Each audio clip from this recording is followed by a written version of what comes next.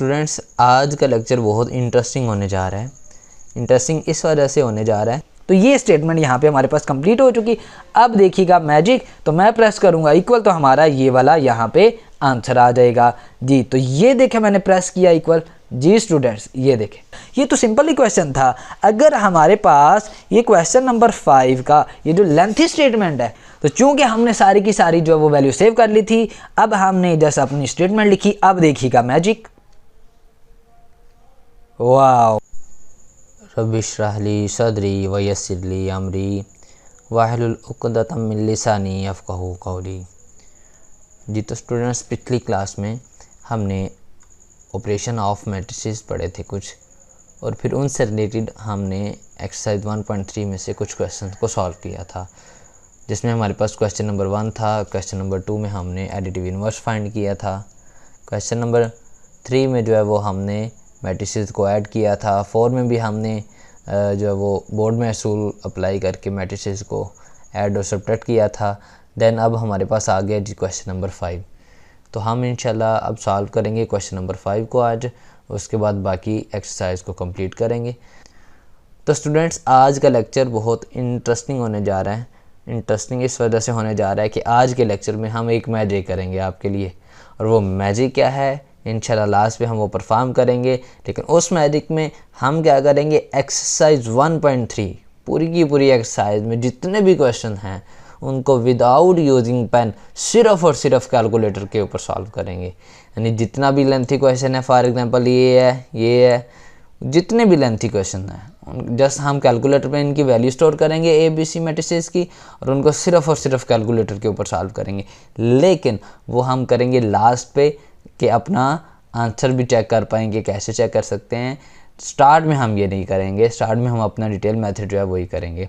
तो स्टार्ट करते हैं क्वेश्चन नंबर 5 से। क्वेश्चन नंबर 5 में वो क्या कह रहा है जी, for the following matrices, for the matrices A, B and C, उन ABC 3 मैट्रिसेस हमें दिए हैं और कह रहे हैं कि वेरीफाई करें जी। लास्ट टाइम भी एक वर्ड आया था वेरीफाई, तो उधर भी मैंने आपको बताया था जब भी वेरीफाई के क्वेश्चन आ जाएँ तो उसके जो मोस्ट कॉमन मेथड यूज़ होता है वो ये होता है कि लेफ़्ट हैंड साइड को हम अलग से सॉल्व करके अपना आंसर फाइंड करते हैं, राइट हैंड साइड को अलग से सॉल्व करके हम अपना आंसर फाइंड करते हैं, और फिर हम क्या देते हैं कि लास्ट पे हम देखते हैं कि दोनों के आंसर क्या आते हैं, इक्वल आते हैं। तो हम कह सकते हैं कि जैसे दोनों के आंसर इक्वल हैं, इसलिए हम कह सकते हैं कि दोनों स्टेटमेंट भी इक्वल हैं।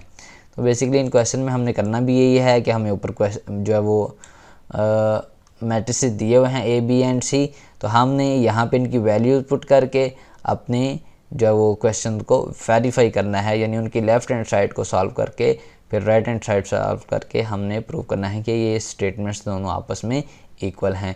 तो इनमें से मैं कोई भी एक दो जो है वो पार्ट जो है वो सॉल्व करता हूँ। तो इनमें से मैं करता हूँ जी 5 का 7 पार्ट इंशाल्लाह मैं करूँगा जी, और 5 का 10 पार्ट मैं इंशाल्लाह करूँगा। बाकी जितने भी इसके पार्ट्स हैं वो आप लोग खुद करेंगे। तो चलते हैं अपनी नोटबुक की तरफ। यहाँ पे मैंने क्वेश्चन नंबर 5 के 7 पार्ट की वैल्यूज़ ले ली हैं। मैट्रिक्स C, B और मैट्रिक्स A हमने नहीं लिखा क्योंकि उसकी अभी हमें ज़रूरत नहीं है। ठीक है जी। तो हमने करना क्या है, बोर्ड में असूल ही यहाँ पे भी अप्लाई करना है। देखिए पहले ब्रैकेट को हम सॉल्व करेंगे ना, तो पहले हम C माइनस B फाइंड करेंगे, देन वो जो मैट्रिक्स आएगा उसको हम A के साथ क्या करेंगे, जो है वो सब्ट्रैक्ट करेंगे। ठीक है जी। उस मैट्रिक्स में फिर हम A को सब्ट्रैक्ट कर लेंगे। तो चलते हैं क्वेश्चन को सॉल्व करते हैं। तो यहाँ पे वैल्यूज़ हमें जो गिवन है, आगे माइनस है तो इनके साइन क्या हो जाएंगे, चेंज हो जाएंगे। तो ये इस तरह से आ जाएगा जी -1, और ये 1 है तो साइन चेंज होके यहाँ पे आ जाएगा जी -1। यहाँ पे 0 है तो नेक्स्ट एंट्री -1 है इसकी, तो बाहर माइनस है तो साइन चेंज होके +1। तो फिर यहाँ से 0, तो ये 1 है तो माइनस की वजह से -1 साइन चेंज हो जाएगा। तो यहाँ पे आ जाएगा जी 0, यहाँ पे आ जाएगा -2, -2 +2, 3 -2, 1 -3। रिस्पॉन्डिंग एंट्रीज ले रहे हैं ना हम। ठीक है जी। तो 1 -1, 2 -3, तो ये हमारा मैट्रिक्स हो गया। तो अभी चूंकि हमें A की ज़रूरत नहीं है तो हमने A को वैसे का वैसे ही लिख दिया। अब अगर इसको सॉल्व किया जाए तो ये आ जाएगा जी -1 -2 ठीक है जी, plus minus minus, process minus का, साइन बड़ी टर्म माइनस का आ जाएगा जी, तो 0 और 1 1 आ जाएगा जी, ये 0 आ गया, ये भी 0 आ गया, -1 1 एंड -1। ठीक है जी। अब हमें ये रिक्वायर्ड है ना, क्योंकि अभी हमें यूज़ करना है, अब हमें इस मैट्रिक्स में से ए को सब्ट्रैक्ट करना है, तो अब हम यहाँ पे ए की वैल्यू लिख लेंगे। यहाँ पे मैंने ए की वैल्यू लिख ली है, अब हम इन दोनों को सब्ट्रैक्ट करेंगे। तो पहले नंबर पे आ जाएगा जी -2, तो यहाँ से एंट्री 1 है, तो साइन चेंज होने की वजह से -1, तो 1, यहाँ से -2 -1 -3, ठीक है जी, -2 -2 0 -3 1 -1, यहाँ से आ जाएगा जी -2, इधर से आ जाएगा -1, 0 +1 -1 -0। ठीक है जी, हमारा जो आंसर बन जाएगा वो नीचे आ जाएगा -2 -2, यानी दोनों सेम साइन है तो प्रोसेस प्लस का होगा। ठीक है जी, तो 2 और 1 3, but sign always largest term, वो क्या आएगा जी, माइनस का। ठीक है जी, यहाँ पे क्या होगा, सेम प्लस माइनस, तो प्रोसेस जब भी साइन सेम होंगे तो प्रोसेस क्या हो जाएगा, प्लस का, साइन डिफरेंट हो जाएंगे तो प्रोसेस क्या होगा, माइनस का, साइन ऑलवेज क्या आएगा, लार्जेस्ट टर्म का। ठीक है जी, यहाँ पे -4, ठीक है जी, -4 -3 1 0 -1, तो ये हमारा जो है जी यहाँ पे लेफ़्ट हैंड साइड का आंसर आ गया। इसको हम कह देते हैं अपनी इक्वेशन नंबर 1 कह देते हैं। अब हम सॉल्व करेंगे राइट हैंड साइड को। ठीक है जी, उसको सॉल्व करके हम नाम देंगे इक्वेशन नंबर 2 का। तो लेफ़्ट हैंड साइड में हमने c माइनस बी फाइंड करके देन जो है वो उसको उसमें से a सब्ट्रैक्ट किया था। यहाँ से हमने पहले a को सब्ट्रैक्ट करना है c में से, देन हम जो है वो b को सब्ट्रैक्ट करेंगे। तो वैल्यूज़ हमने लिख ली हैं, अब हम सब्ट्रैक्ट करते हैं। -1 -1 0 -2 0 -3 0 -2 -2 -3 एंड 3 -1, तो यहाँ से 1 -1 1 माइनस, अच्छा जी ये माइनस है तो साइन चेंज हो जाएगा तो +1 हो जाएगा, 2 -0। ठीक है जी, तो ये हमारा मैट्रिक्स आ गया जी। तो अभी चूँकि बी हमें रिक्वायर्ड नहीं है, ज़रूरत नहीं है, तो हमने वैल्यू नहीं लिखी। अब सॉल्व करेंगे तो साइन सेम है तो प्रोसेस प्लस का, साइन ऑलवेज लार्जेस्ट टर्म का, -2 -3 -2 -5 3 -1 2 0 2 2 आ गया जी आपका। अब हमें b की भी ज़रूरत पड़ेगी, इसलिए अब हम साथ में b की वैल्यू भी बुक से देख के लिख लेते हैं। तो b की वैल्यू हमने लिख ली है, अब हम इन दोनों को सब्ट्रैक्ट करेंगे। तो ये जी हमारा आ जाएगा -2 और यहाँ से -1, फिर -2 और -1 है तो बाय माइनस है तो साइन क्या हो जाएंगे जी, चेंज होके +1 आ जाएगा। तो -3 -1 -2 -5, यहाँ पे देखें -5 है, यहाँ पे -2 है, बाहर माइनस है तो साइन चेंज हो जाएगा ना। तो 2 जिस तरह +2 है तो -2 आ जाएगा, 0 -3 2 -3 एंड 2 -3। ठीक है जी, अब हम इसको सॉल्व करेंगे जी। अगर हम इनको सिंप्लीफाई करें तो आ जाता है जी -3 -4 -3 -1 -3 -1 -4 0 -1। ये हमारी आ गई जी राइट हैंड साइड, और इसको हम नाम दे देते हैं जी इक्वेशन नंबर 2 का। ठीक है, अब हमने देखना है क्या ये हमारी जो लेफ़्ट हैंड साइड आई थी उसके बिल्कुल इक्वल है या नहीं है जी। तो ये हमारा आना है 2 -1 आना था जी, यहाँ पे ये हमने थोड़ी सी मिस्टेक हो गई, तो 2 -1। ठीक है, वो आंसर क्या आएगा जी यहाँ पे +1। तो अब अगर लेफ़्ट हैंड साइड हम चेक करें, ठीक है जी, ये हमने लेफ़्ट हैंड साइड जो है वो सामने रख ली है, तो आप देखें सेम वही आंसर हमारा आया है, यानी कि लेफ़्ट हैंड साइड बिल्कुल राइट हैंड साइड के इक्वल आई है। ठीक है जी, अब हम कह सकते हैं, तो लेफ़्ट हैंड साइड को भी हमने सॉल्व किया, राइट को भी सॉल्व किया, तो इक्वेशन 1 और 2 हमने देखी कि लेफ़्ट और राइट दोनों आपस में क्या आ रही हैं, इक्वल आ रही हैं। तो लेफ़्ट हैंड साइड क्या थी हमारे पास, वो थी जी C माइनस पी, यानी मेन जो हमारे क्वेश्चन की स्टेटमेंट है वो यहाँ पे हम सेम एज इट इज़ लिख देंगे, C minus B minus A आ गया जी equal to into C minus A minus B. तो ये हमने प्रूव करना था कि ये वाली साइड इसके इक्वल है, तो हेंस प्रूव्ड, ये प्रूव हो चुका है जी, यहाँ पे ये साबित हो गया है। अब हम चलते हैं क्वेश्चन नंबर 5 के पार्ट नंबर 10 की तरफ। यहाँ पे हमने क्वेश्चन नंबर 5 का पार्ट नंबर 10 ले लिया, उसकी स्टेटमेंट लिखने के बाद लेफ्ट हैंड साइड लिख ली है, तो 2a + 2b, तो 2 मैट्रिक्स ए की जगह उसकी वैल्यू पुट कर दिया, +2 वैसे का वैसे ही b की जगह उसकी वैल्यू पुट कर दिया।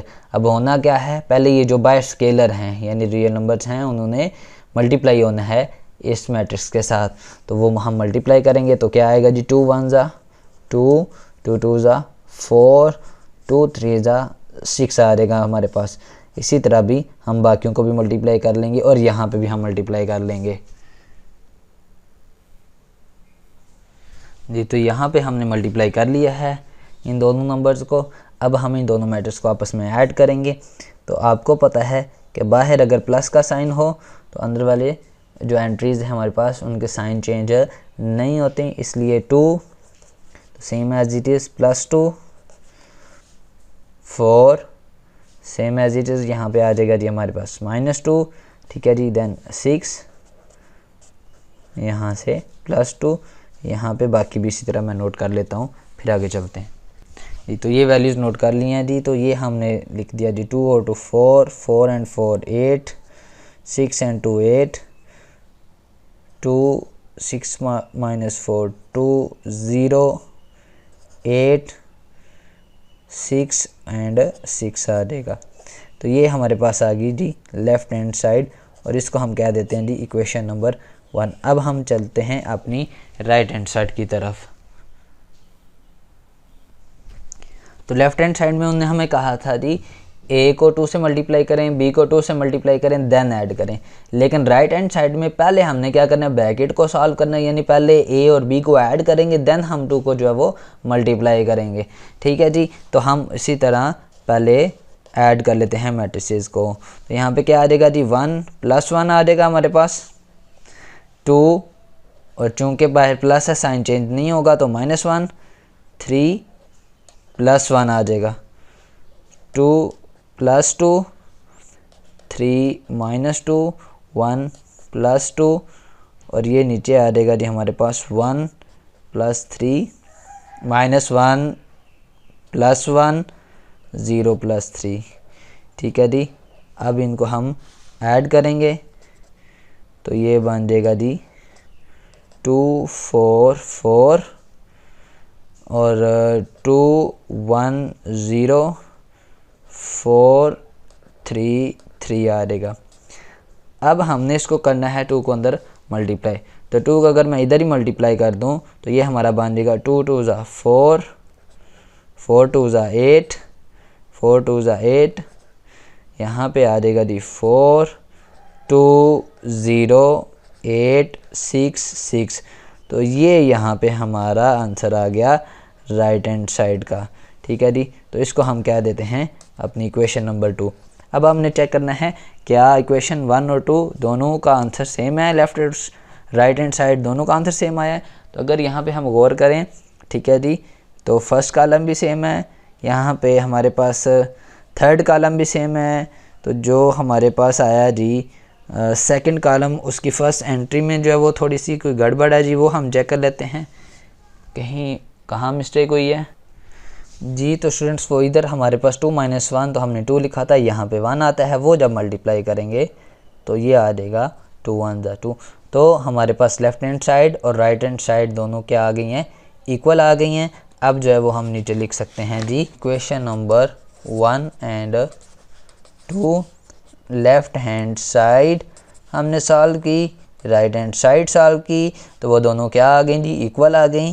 तो हम कह सकते हैं लेफ्ट हैंड साइड में क्या था 2a + 2b, ठीक है, राइट में क्या था 2 × a + b, और आफ्टर सॉल्यूशन हमने कहा दी ये वाकई ही इक्वल आती हैं, हमने प्रूव किया। तो हैंस प्रूव्ड, ये साबित हो गया, ठीक है जी। तो हमारा क्वेश्चन यहाँ पे कंप्लीट हो गया। अब हम चलते हैं नेक्स्ट क्वेश्चन की तरफ।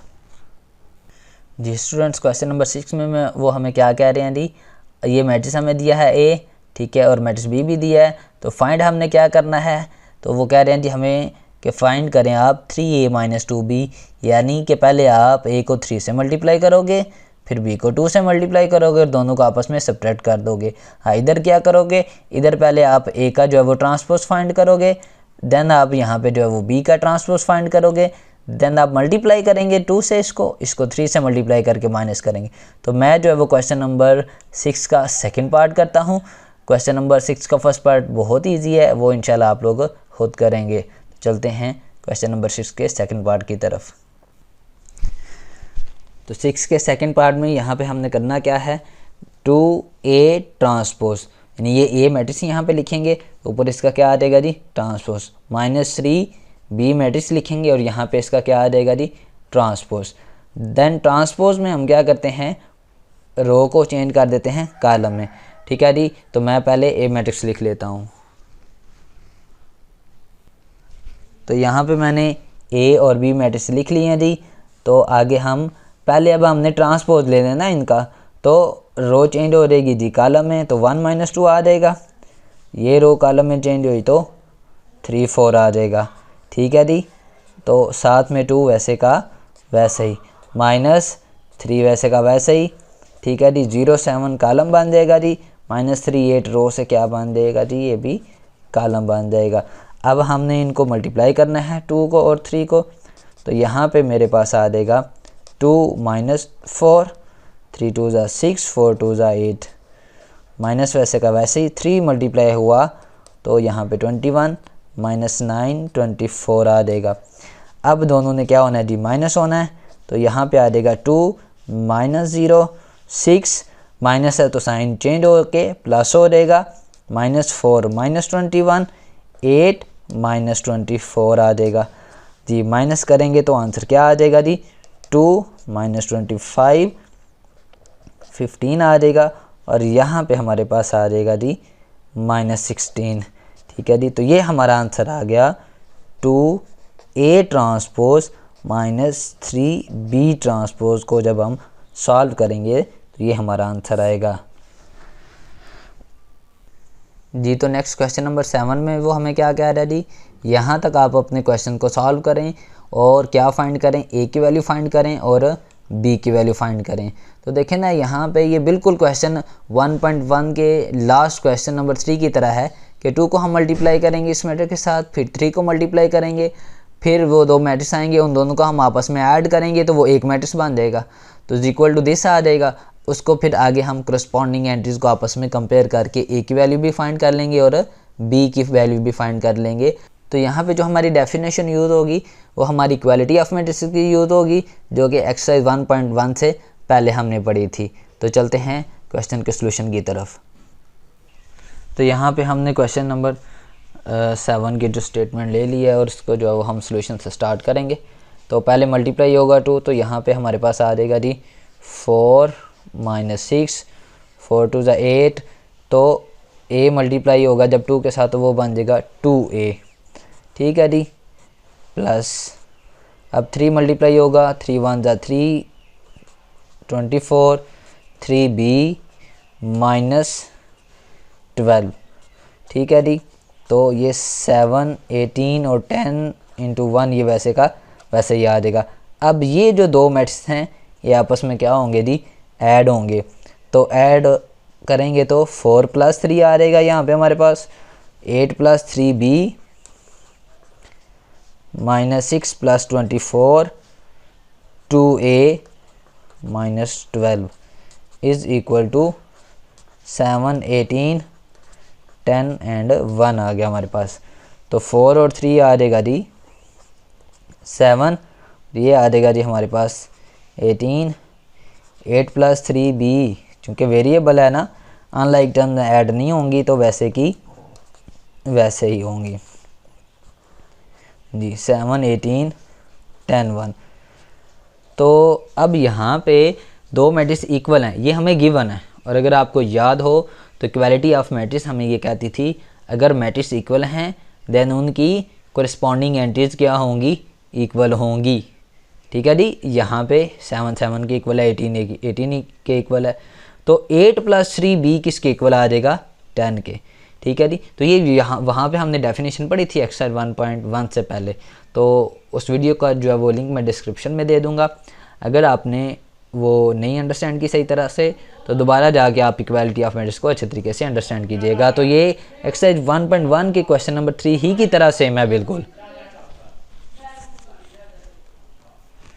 तो यहाँ हम इसके दो पोर्शन कर लेते हैं। तो 2a - 12 1 के इक्वल हो जाएगा, उसको हम इधर लिख लेते हैं। बाय इक्वालिटी ऑफ मैट्रिक्स हमने लिखा थी कि अगर मैट्रिक्स इक्वल हैं तो उनकी कोरिस्पॉन्डिंग एंट्रीज भी इक्वल होंगी। 8 + 3b इज इक्वल आ जाएगा हमारे पास 10 के। तो 2a इज इक्वल टू 1, 12 उधर जाके प्लस हो जाएगा, तो 12 और 1 क्या आ जाएगा जी 13। 2a, तो a 2 मल्टीप्लाई हो रहा है तो इधर आकर के 2 क्या हो जाएगा, डिवाइड हो जाएगा। अब हम चलते हैं b की तरफ, तो b इज इक्वल टू यहाँ पे 10, तो 8 इधर आके माइनस हो जाएगा, तो 3b इज इक्वल आ जाएगा हमारे पास 2 के। ठीक है जी, तो b इज इक्वल 3 मल्टीप्लाई हो रहा है तो इधर आके 3 क्या हो जाएगा, डिवाइड हो जाएगा। तो ये हमारे पास a की वैल्यू आ गई और जी ये हमारे पास आ गई b की वैल्यू। तो अब हम चलते हैं अपने क्वेश्चन नंबर 8 की तरफ जी। तो क्वेश्चन नंबर 8 में आपके पास 3 टाइप के क्वेश्चन है। एक में आपने जो है वो सिमेट्रिक प्रूव करना है, एक में आपने स्क्यू सिमेट्रिक प्रूव करना है और बाकी ये आपके पास सिंपल है। तो मैं इंशाल्लाह ये तीनों पार्ट जो है वो सॉल्व करूँगा। तो चलते हैं सॉल्यूशन की तरफ जी। तो स्टूडेंट्स क्वेश्चन नंबर 8 यहाँ पे हमने ले लिया है और ये भी वेरीफाई वाले क्वेश्चन है चूँकि, इसलिए यहाँ पे भी हम पहले लेफ़्ट हैंड साइड को सॉल्व करेंगे, देन जो हम राइट हैंड साइड को सॉल्व करेंगे। लेफ़्ट हैंड साइड में हमारे पास आ रहा है जी ब्रैकेट स्टार्ट, तो हम ब्रैकेट स्टार्ट कर लेते हैं। उसके बाद जी मैट्रिक्स ए की वैल्यू आनी है, तो मैट्रिक्स ए के लिए हम जगह रख देते हैं जी -b, तो उसकी जगह रख दी। ठीक है जी, उसके बाद आ गया जी ब्रैकेट क्लोज और होल ट्रांसपोज, तो ये हमने लगा दिया। अब यहाँ पे मैट्रिक्स ए की वैल्यू पुट करेंगे जी और यहाँ पे हम मैट्रिक्स बी की वैल्यू पुट करेंगे। अब हमने पहले क्या करना है, इन दोनों को आपस में सब्ट्रैक्ट करना है। सब्ट्रैक्ट करने के लिए 1 - 1 आ जाएगा हमारे पास और ये आ जाएगा 2 - 1, 0 - 2 एंड 1 - 0 और होल ट्रांसपोज है तो वो हम वैसे का वैसे ही लगा देंगे। अब नीचे आते हैं तो यहाँ पे आ जाएगा जी हमारे पास 0 - 2 1 एंड 1 और यहाँ पे ट्रांसपोज लगा हुआ है। अब हम ट्रांसपोज ले लेंगे। ट्रांसपोज में आपको पता है कि रो में हम कन्वर्ट कर देते हैं रो को कॉलम में और ये रो आ गई इस कॉलम में, तो ये हमारी लेफ़्ट हैंड साइड सॉल्व होगी और ये आ गई इक्वेशन नंबर 1। अब हम चलते हैं राइट हैंड साइड की तरफ, तो उसमें मैट्रिक्स ए ऊपर ट्रांसपोज लगा हुआ है तो ये हमने ट्रांसपोज लगा दिया, -b ट्रांसपोज लगा हुआ है तो ये हमने ट्रांसपोज लगा दिया। ए की जगह पे हम उसकी वैल्यू पुट करेंगे जो क्या है हमारे पास 1 0 2 1 एंड बी में हमारे पास है दी 1 1 2 0 दी। पहले ट्रांसपोज यहाँ पे लेने हैं, वहाँ पे हमने पहले सब्ट्रैक्ट करके देन ट्रांसपोज लेना था। यहाँ पे हमने पहले ट्रांसपोज लेने हैं देन हम इनको सब्ट्रैक्ट करेंगे दी। तो 1 2 रो जो है वो कॉलम में चेंज हो जाएगी, 0 1 इधर आ जाएगा, तो ये मैट्रिक्स आ गया हमारे पास, माइनस आ गया दी 1 1 2 0। अब इन दोनों को आपस में हम सब्ट्रैक्ट करेंगे तो 1 - 1 आ जाएगा, 0 - 2 आ जाएगा, 2 - 1 आ जाएगा और 1 - 0 आ जाएगा। इसको सिंप्लीफाई करें तो 0 1 -2 एंड 1 आ जाएगा। तो ये हमारी आ गई इक्वेशन नंबर 2।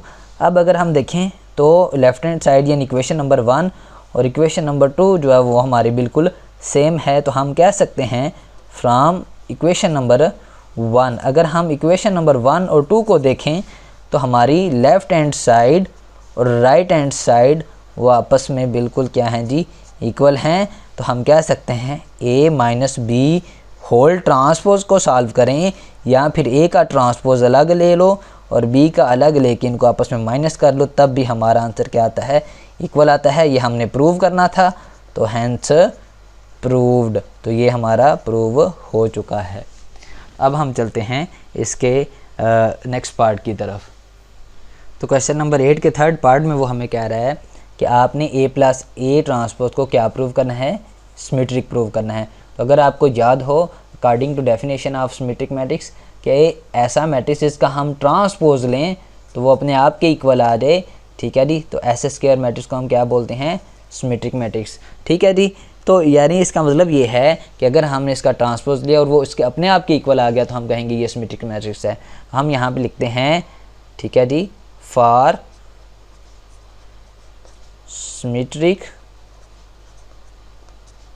सिमेट्रिक प्रूव करने के लिए वी हैव टू प्रूव, यानी कि हमने करना क्या है, अगर इसको सिमेट्रिक प्रूव करना है तो क्या करना है, हमने सिर्फ ये प्रूव करना है कि अगर हम इस सारे का जी ट्रांसपोज लें इस मैट्रिक्स का तो ये किसके इक्वल आता है, ये अपने आप के इक्वल आता है, ठीक है जी। तो ये मैट्रिक्स है क्या, तो ये मैट्रिक्स तो ये गिवन है हमें हमारे पास।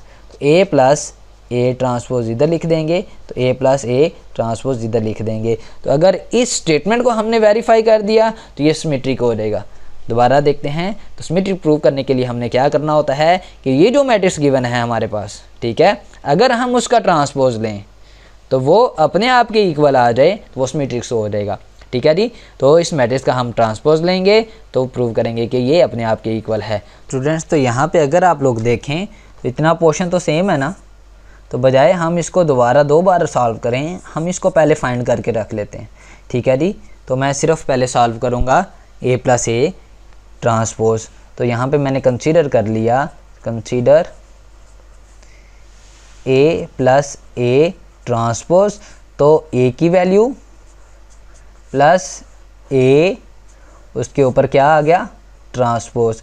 तो ए की वैल्यू क्या है हमारे पास 1021, ठीक है जी।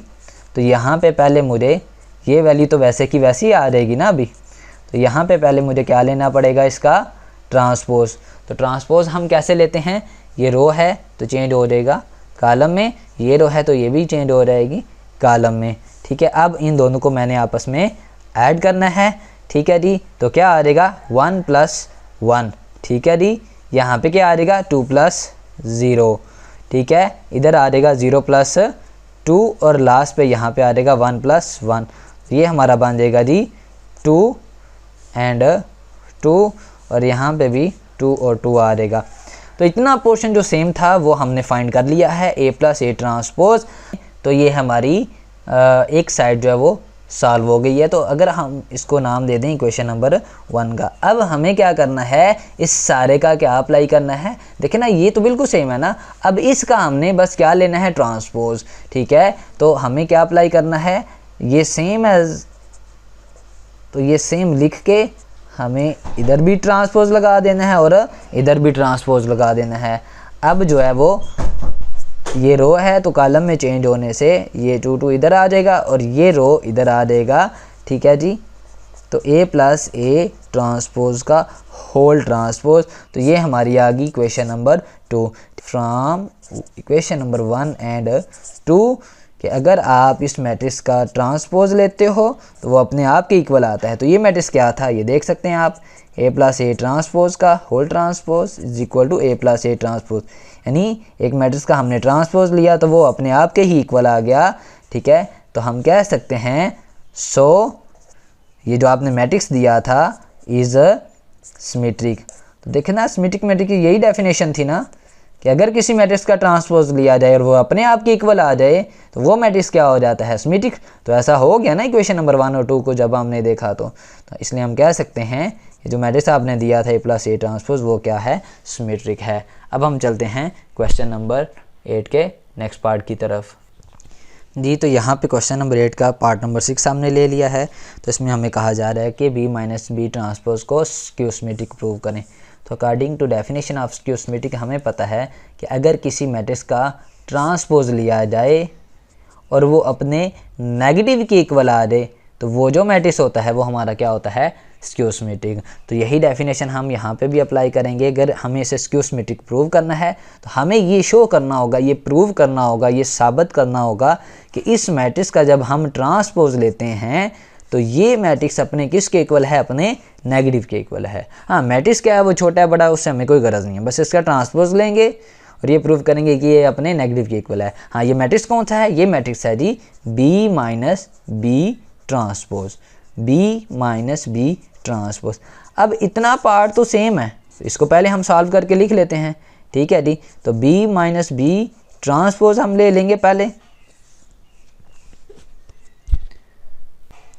तो यहाँ पर हमने B माइनस B और ट्रांसपोज ले लिया। जब इसको सॉल्व करेंगे तो ये हमारा आ जाएगा, ये तो वैसे का वैसे ही रहेगा ना। हाँ, इसका ट्रांसपोज लेंगे तो रो कॉलम में चेंज हो गई, 2 0 ये भी कॉलम में चेंज होगी। अब इन दोनों को क्या करेंगे, सब्ट्रैक्ट करेंगे। तो 1 minus 1, 1 minus 2, 2 minus 1 and 0 minus 0। तो ये हमारा इक्वल आ गया 0 1 माइनस 1 एंड 0 के, ठीक है जी। तो B माइनस B ट्रांसपोज हमने फाइंड कर लिया, जो सेम पार्ट था वो फाइंड कर लिया। अब हमने इसका ट्रांसपोज लेना है एक दफ़ा और एक दफ़ा इसका नेगेटिव फाइंड करना है। तो हम जो है वो आगे पेज के 2 पार्ट कर लेते हैं। तो यहाँ पे हम लिखते हैं B minus B transpose is equal to, तो यहाँ हमने क्या किया, यहाँ पे हमने दोनों साइड पे सेम अपनी जो ऊपर मैट्रिक्स फाइंड किया था वो लिख दिया, यानी B minus B transpose same यहाँ पे भी लिख दिया और यहाँ पे भी लिख दिया। अब according to definition of skew symmetric matrix यहाँ पे हमने एक साइड पे ट्रांसपोज अप्लाई करना है, तो इधर हमने ट्रांसपोज अप्लाई कर दिया, इधर भी फिर ट्रांसपोज होगा। और दूसरी साइड में हमने उसका क्या फाइंड करना है, नेगेटिव। तो इस साइड में हमें क्या फाइंड करना पड़ेगा, नेगेटिव, ठीक है जी। तो यहाँ पे अगर हम इसका ट्रांसपोज लें तो वो क्या आता है जी, 0 माइनस 1, रो तो कॉलम में चेंज हो गई, तो 1 0 ये भी कॉलम में चेंज हो गई। तो ये हमारे पास आंसर आ गया B माइनस B ट्रांसपोज और फिर इसका आ गया होल ट्रांसपोज। तो इसको हम क्या देते हैं जी, इक्वेशन नंबर 1। अब हम चलते हैं राइट हैंड साइड पे। अगर देखें तो ये इसका नेगेटिव फाइंड करें तो साइन चेंज हो जाएंगे, तो -1 1 0 आ जाएगा। तो इसको हम क्या देते हैं, इक्वेशन नंबर 2। और अगर हम इक्वेशन नंबर 1 और 2 को, ठीक है जी, चेक करें तो दोनों साइड पे हमारा आंसर बिल्कुल सेम आ रहा है, ठीक है। तो यहाँ पे हम कह सकते हैं कि अगर हम एक मैट्रिक्स का ट्रांसपोज लें और फिर उसका नेगेटिव फाइंड करें तो दोनों दफ़ा आंसर इक्वल आ रहा है, जो कि हमारी स्क्यू सिमेट्रिक की डेफिनेशन को सेटिस्फाई कर रहा है। तो हम कह सकते हैं ये जो मैट्रिक्स है इज़ स्क्यू सिमेट्रिक, ठीक है जी। तो ये मैट्रिक्स क्या है, ये है जी B माइनस B ट्रांसपोज। यहाँ पे भी क्या आ जाएगा जी, B माइनस B ट्रांसपोज, तो B माइनस B ट्रांसपोज। तो यही हमने प्रूव करना था कि इस मैट्रिक्स का अगर हम ट्रांसपोज लेते हैं तो वो अपने नेगेटिव के इक्वल आता है। तो हमने पहले जो सेम था वो फाइंड किया, फिर एक साइड पे उसका ट्रांसपोज अप्लाई किया, दूसरी साइड पे उसका नेगेटिव फाइंड किया, तो दोनों इक्वल आ गए।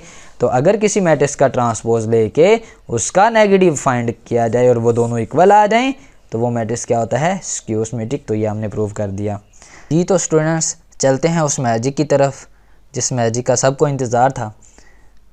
तो वो मैजिक क्या था कि कैलकुलेटर से हम ये जितने भी क्वेश्चन हमने किए हैं वो सिर्फ और सिर्फ विदाउट यूजिंग पेन सारे हम सिर्फ और सिर्फ कैलकुलेटर के ऊपर उसका आंसर फाइंड करेंगे। उसके लिए आपको एक स्पेशल टाइप का जो है वो कैलकुलेटर चाहिए जिसे हम बोलते हैं मल्टी फंक्शनल कैलकुलेटर। इसकी खासियत ये है, बाकी जो साइंटिफिक कैलकुलेटर हैं दिखने में वो भी इसी तरह होते हैं, लेकिन उन साइंटिफिक कैलकुलेटर में ये जो बटन है, ये जो ऊपर वाला ब्लू बटन है उसके नीचे लिखा हुआ है CACL और इसके ऊपर छोटा सा लिखा हुआ है, अगर आपको नज़र आ रहा हो, सॉल्व लिखा हुआ है। तो ये एक स्पेशल टाइप का कैलकुलेटर है जिसे हम बोलते हैं मल्टी फंक्शनल साइंटिफिक कैलकुलेटर।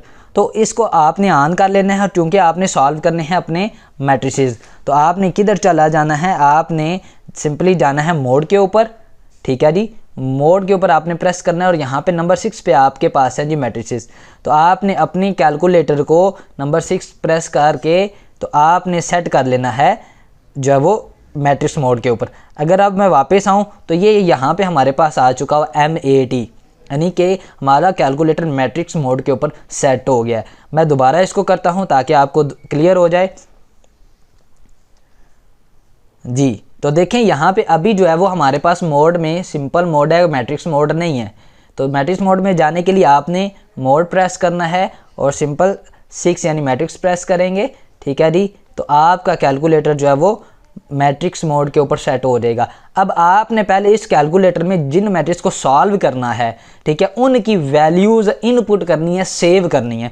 तो उसका तरीकाकार क्या होगा? उसका तरीकाकार होगा आप प्रेस करोगे ये शिफ्ट का बटन प्रेस करेंगे और देन उसके बाद ये 4 के ऊपर येलो कलर में लिखा होगा आपके पास मैट्रिक्स, आप ये प्रेस करेंगे यानी शिफ्ट और 4 प्रेस करने से आपके पास इस तरह का जो है जी एक लिस्ट आ जाएगी। तो नंबर 1 पे है डायमेंशन, नंबर 2 पे है जी डाटा।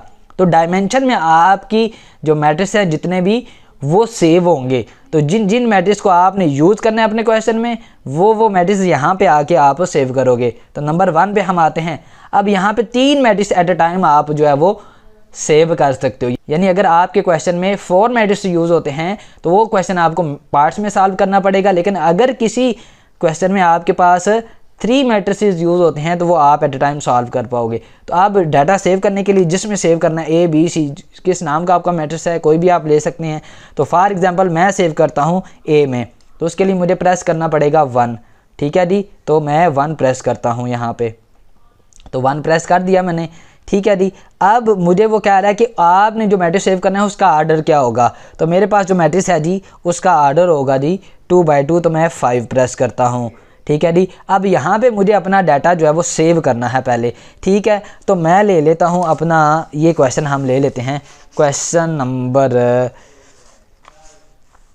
चलें हम ले लेते हैं क्वेश्चन नंबर 6 का सेकंड पार्ट जो हमने सॉल्व किया था वो ले लेते हैं, ठीक है जी। तो मैंने ले लिया क्वेश्चन नंबर 6 का सेकंड पार्ट। तो ए में मेरे पास जो एंट्री है पहले नंबर पे आ रही है 1, तो सिंपली मैंने 1 प्रेस किया, ठीक है। तो आप देख सकते हैं ये 1 आ गया। एंटर करने के लिए मुझे इक्वल प्रेस करना है, तो मैंने इक्वल प्रेस किया, तो मेरी वैल्यू यहाँ पे सेव हो चुकी है। अब देखें कर्सर नेक्स्ट पे चला गया है।